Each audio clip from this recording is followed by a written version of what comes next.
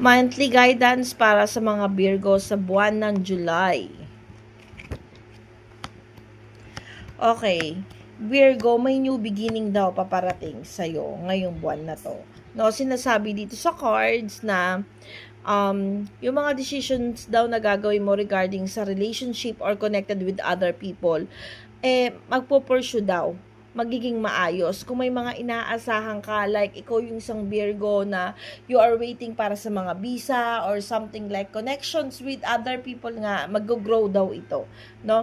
Ayun lang, pagdating sa finances, sabi dito sa cards, na medyo hinay tayo sa paggastos itong July, no? Sabi dito, piliin daw yung mga taong pagkakatiwalaan natin, lalo na pagdating sa pera. Sabi dito din sa cards na piliin daw natin yung mga taong tutulungan natin, yung mga lalapit sa atin. Baka kasi in the end, tayo pa maging masama. Magkakaroon ka kasi ng kakayahan. So, medyo ingat lang sa pag-waste ng money mo, kung paano mo siya i-deliver, kung saan mo ilalagay yung mga resources mo.